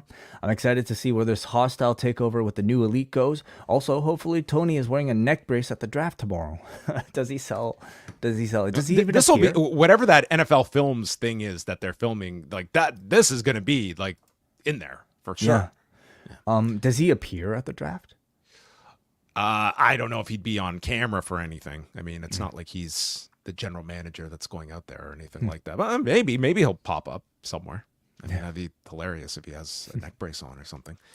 Cody writes, great edition of Dynamite that was capped off by a really interesting closing angle. Since AEW's inception, there's been discussion over the idea of a heel authority figure being introduced, especially after Tony did his heel shtick in TNA, to which many people pleaded for said character to not be Khan directly, and I'm excited for the way they've gone about it. Will it be different enough from the way other companies have portrayed heel authority figures over the last 30 years? Time will tell.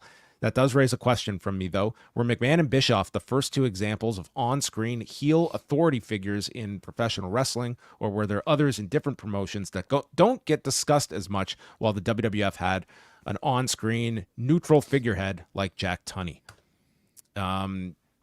Heel authority figures. Yeah, I mean, usually like you had, like the babyface, like, Bill Watts or... people like J.J. Dillon, like mainly in the babyface role. I'm certain there are some that we are just not thinking of off the top of our head that were like specific heels that were being portrayed. But obviously those are the ones that, popularized it. And every company has fallen in love with the concept since. I guess it's in some ways it's unavoidable when you're trying to tell a story about like executives and why somebody was fired, I guess. Anyway, let's go to Jason Hagholm, who sends a super chat. Thank you, Jason, for the $5. Glad to see Jack Perry has found season 5 of Beverly Hills 90210 acting levels from his dad. Would you agree? Kind of different characters. I mean, he's not like strung out on like drugs and stuff or getting his his bank account cleaned out. You think Luke Perry is a good actor? Was Luke Perry a great actor? He was not even great. Good. Was he a good actor? I thought he was a good actor. Listen, honestly, as much as you want to joke about like Riverdale was like a completely preposterous show, he was like the grounded figure that was like helped make that show. Like he was the normal dad in the midst of like this chaos that was Riverdale. I thought he was a fine actor. Like, okay. It was. Well, I don't know how the world thought of him. He had a role that he could play well. I wouldn't say he had this crazy range that you could have put him in all these different situations, but playing like Dylan McKay or playing whatever his name was in Riverdale, like it fit him. He had his role that he could play well. Yes. Gotcha. All right. Okay. Do you want to go next? From Chris Leone, this show compared to Dynasty shows the stark contrast to AEW pay-per-views and weekly TV. Dynasty was a captivating, excellent show, and Dynamite, particularly the second show, was an absolute train wreck. I mean, it's kind of hard to expect like a Dynasty for. I think you want that difference. Like you want people to. Well, hopefully both are effective, but you want your TV to tell the stories to lead people to the pay-per-view. But he's suggesting that it was a train wreck for other reasons, I guess. We get a gauntlet where the announcers tell us about a dozen times they have no idea what's going on or who's coming out. Then they have Ospreay win, and I'm sure that match with Strong will be fantastic, but they're getting even more bogged down with all these mid-card titles. Having megastars like Ospreay and Okada holding secondary titles isn't doing Swerve many favors 3 days into his title reign. And also, the top champion of New Japan main evented this show, not the top champion of AEW. What exactly are we supposed to take away from that closing angle? That Jack Perry is a piece of crap and CM Punk was right for choking him out? To me, there has been a widening gap between the quality of the pay-per-views and the booking on weekly TV, and I think it got a lot wider this week. I mean, the Jack Perry angle, if the idea is to have this this heel, these four, they are going to be baby faces to a lot of these audiences, I feel. I think they're going to have to really work to keep these guys heels. They have to find really strong opposition that the audience will cheer over them. And I guess we aren't, who are they? FTR? FTR, it's Kenny when he comes back is the obvious one. But yeah. I mean, if you're just going on what you, the AEW consumer, has gotten, it's like you're watching that security footage and it's like, yeah, man, this guy was the scapegoat in this entire thing. Why was this guy sent away for so long? Yeah. Ultimately, I think they're just looking for people that you might care about. They're looking for just any semblance of a story and a feud, and they have one right now with Jack Perry versus Tony Khan. I think talking about the multiple championships has been a debate that I think we continue to have. Whether or not in this instance it's hurting Swerve, I actually think, as I mentioned, putting a secondary title on Ospreay kind of takes the focus away from people clamoring for him to beat Swerve for the championship and allow Swerve to just kind of stay in his own lane. Ultimately, what these are just devices for them to highlight significant members of the roster and to justify giving them TV time and frequent TV matches. It's probably not what it should be. I agree there are too many championships, but I'm at least happy to see Ospreay get one of them if that's where they're headed.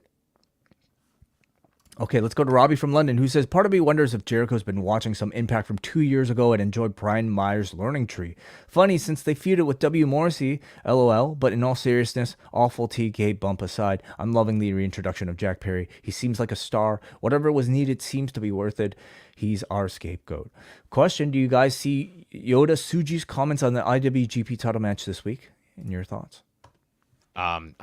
I didn't take them to be all that serious. I didn't see them. He criticized, I guess, Hobbs getting an IWGP title shot, and I don't know, guys. What's he going to think if about it's in Tokyo Sports? It's like I don't take too much seriousness to it. If anything, I'm expecting based on the trajectory here of Jon Moxley having to face Ren Narita and then Shota Umino, I think all roads should lead to Jon Moxley and Yota Tsuji. Like, potentially that's the Dominion match. So I think that's likely a match you're going to see in this IWGP title run. Zubin from the unceded and traditional territories of the Squamish. Okay. Thank you to John and Brandon for your awesome continued coverage of the McMahon Grant suit. Thank you, Zubin. I hope the fact it's likely going to arbitration doesn't allow McMahon to slither out of having to face serious repercussions for his shows.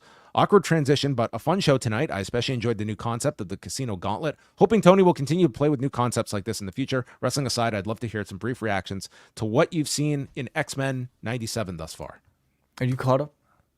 I'm not. No, I have to. I'm 2 episodes behind, so I'm midway through last week's episode. So post the big episode. I don't even know how much we can talk about. We can talk about it. Like, a major event occurs in episode 5. Didn't this technically happen 25 years ago? That's right. Yeah. How could it be spoiler if it took place in 97? So episode 5, like, is just sort of like the centerpiece, major event, of the season, from what we can tell. And episode 6 took a break from it to kind of tell more of a side story. This was like the Storm episode mainly, and Professor, who has lost her powers. Yeah. But episode 7 is like the aftermath of episode 5, and that just came out yesterday, right? Just came out, yeah, and it was very heartfelt. Like, the writing is really strong and it's emotional. Like, again, it's not really a kids show anymore. Like, it's very much taking the audience that it developed in the 90s, but it's grown up with them. So it's very much writing for, like, grown-ups. That pays a whole lot of respect to X-Men lore, X-Men dynamics, allegories between what the X-Men represent and, like, repressed sort of, like, groups within our society.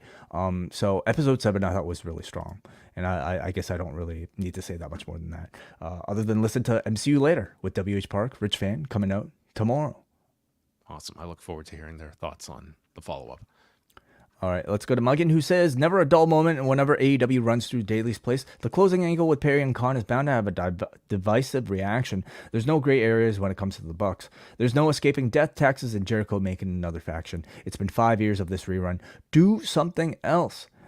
Ospreay Strong is a solid pit stop for Vegas. Mercy big timing Willow once again makes me want to see Willow beat her in Vegas. Who done it be damned. It was neat to hear Daly's place chant, whoop that trick. Trick Williams transcends companies. I didn't catch that. It did. Neither did I. Yeah, but it was noted by some. Brian in New Jersey, fun show overall. Sucks to see Hobbs get hurt. Good opener, but I would have liked to have heard Swerve Strickland speak even more. I thought the Casino Gauntlet was a fun concept with the right mix of guys. I'm liking the storytelling within the hopefully splintering Callis family. Mina Shirakawa oozes charisma. By God, they did a physical angle with Tony Khan. If I may fantasy book a little, I think Kenny Omega's return next week will see him become a kayfabe authority to oppose the Elite, as he's also an EVP, and if he's getting surgery, it's a role that doesn't require his presence every week. He can recruit others to oppose the Elite, as I was reminded in the chat that the Motor City Machine Guns might be available. Yeah, that's a role for Kenny if he's going to be out for the foreseeable future. Yeah. I guess it's given his, like, recovery and such, and possibly needing surgery, it's like, should he be traveling every week to all of these shows? Well, maybe he'll just, like, command the show from his Twitch stream. He does have a Twitch stream, as I understand, so he can communicate through technology. All right, last piece of feedback here comes to us from Nav from Milton. First time, long time. Thank you, Nav. So does Mercedes Moné just skip past the whole ranking system now and get a shot at the title? Okay, well, they did. Tony did address this in that the TNT and the TBS titles are, like, kind of exempt from the ranking system because they do open challenges for those belts, and that's fine. Like, if you're going to suggest that. See, this is one where I'm not going to make the silly ranking argument. Listen, it's like they introduced them. I understand people are going to have their attachment to this, but it's like when Mercedes Moné was signed, like, if you're going to list, like, what are the best available matches for her? Obviously, one of them is playing off of this Willow loss from last year. Like, that's one of the bigger matches you can make. So, I mean, you should be But that's an argument for not having a ranking system, because why? Well, that's fine. You can could muddy get rid of those these waters? rankings. I would not be upset by it. But I mean, that's just silly if you're just like, okay, well, Mercedes Moné is going to face Sky Blue at the pay-per-view because we have to give her 4 imaginary wins before we can give her the title match. Like, that's just silly. But knowing like AEW's audience and like nerds like us, I mean, instituting any sort of these systems like to me only opens up like the floor for criticisms, right? So whatever. I'm not a big fan of the rankings. I don't think they're needed, but I guess once you introduce them, you also introduce it to this kind of critiquing. He goes on to say, solid gauntlet match and a great idea. As a balding man myself, I admire the courage that Moxley had to shave his head. Kudos to Tony Khan for trying to sell a punch to the gut by losing consciousness for a moment. He made up for it, though, with the TK driver. I don't know. I've never been punched in the gut like that. It must have been a pretty hard punch, to lose consciousness and then come back. Flash knockout. I mean, if you wanted to go like full babyface route for this elite group, I mean, the ultimate promo for Tony to cut is the same one he did in Chicago in front of that crowd of coming out. Yes. Sorry, I'm distracted because thank you, chat room, for alerting me that NFL.com has an article up currently about Jaguars. Tony Khan takes punch pile driver on AEW Dynamite show. Tony Khan's status for Jacksonville Jaguars 2024 draft obligations could be questionable. What is Khan, this? the Jags chief football strategy officer and founder, owner and booker of All Elite Wrestling, took a punch to the gut and a quote Meltzer driver, unquote, pile driver. A Meltzer driver, pile driver. Wednesday night on Dynamite from Daly's Place in Jacksonville, Shad Khan, Tony's father and the owner of the Jaguars, took to the ring to check on his son in the aftermath of the drama. It's all part of an angle, in brackets. And then he explains what an angle is. Yes, but we're writing a real story about this angle. Oh my God, what is going on? In brackets, professional wrestling storyline, of course. But it was shocking nonetheless, as Tony Khan has never been physically involved in AEW to that extent, and his father's appearance added more realism to the stunning end of the show. All right, and it just does a whole recap of. I'm glad that on the night before the draft, someone was assigned this story for NFL.com. But hey, good for them. Good for the AEW. Great for AEW. Yeah, not great for that NFL.com writer who got assigned that. But there you have it. All right, here's one more. Last paragraph. The Jaguars currently hold the number 17 overall pick. Whether head coach Doug Peterson and general manager Trent Baalke can count on Tony Khan recovering from the heinous attack by Perry and the Young Bucks on Wednesday in Duval remains to be seen. All right. Okay, well, the draft just got that much bigger. Okay, they were suspecting this could be a record audience for the draft, and now I think it's put it over the top based on what the status of Tony Khan will be for pick number 17. All right, well, that is going to wrap things up. A lengthy one tonight, a very newsworthy show. We had a lot to get into, but thanks to everyone. Feedback. Yeah, a lot of feedback. I mean, this angle, it struck a nerve, and I think the Casino Gauntlet, it seemed to be a pretty well-received concept that they tried and had no prior announcement to. Like, I think did they announce it like right before the show, or I wasn't checking, so yeah, I don't think they announced it in advance. So I think it is something they probably revisit down the road. It seemed to get a pretty positive response.